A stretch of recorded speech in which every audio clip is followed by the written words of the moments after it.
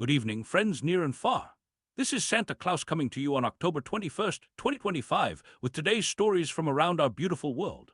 My heart feels the weight and joy of all we share together on this day, which, by the way, marks 505 years since brave Ferdinand Magellan entered the strait that now bears his name, venturing into unknown waters with hope and courage. I'm deeply concerned about our friends in Ukraine, where the conflict continues to bring such suffering. European and Ukrainian leaders have made a joint statement supporting President Trump's position that fighting should stop immediately, using current lines of contact as a starting point for negotiations. My old heart yearns for peace in that beautiful land, where too many children have known only the sound of air raid sirens rather than sleigh bells. On a more joyful note, let's celebrate a historic moment in Japan, where Sanae Takaichi has become the nation's first female prime minister. What a wonderful step forward! Though her path won't be easy, she'll need to build coalitions to pass legislation. Every challenging journey begins with a single step of courage. May wisdom guide her leadership. Meanwhile, across the globe, Vice President Vance is visiting Israel to help stabilize the fragile Gaza ceasefire. The first days have been difficult, with accusations of violations from both sides, but oh, how precious even this imperfect peace must feel after so much suffering. The harder work lies ahead, requiring difficult compromises from all involved. My wish is that hearts will open to see the humanity in one another. Now, turning our attention to the Americas, relations between the United States and Colombia have sadly worsened.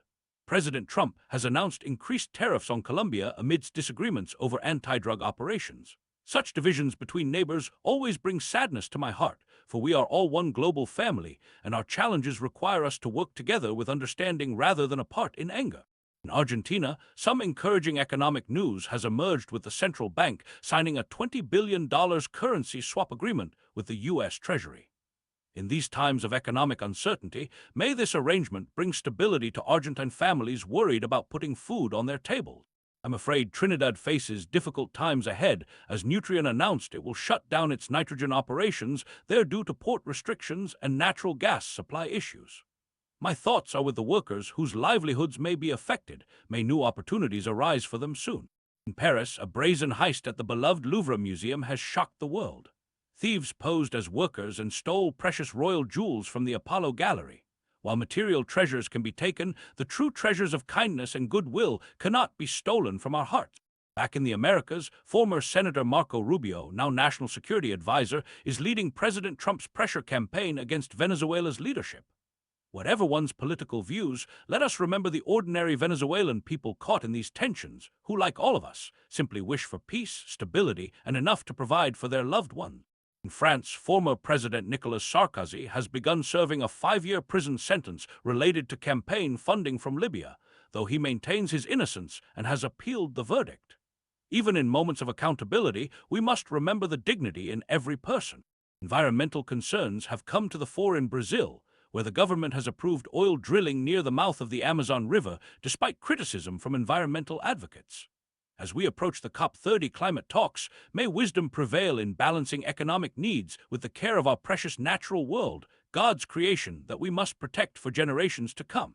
Finally, with a heavy heart, I share news from Mexico where a lime growers leader, Bernardo Bravo, was killed after speaking out against cartel extortion of producers.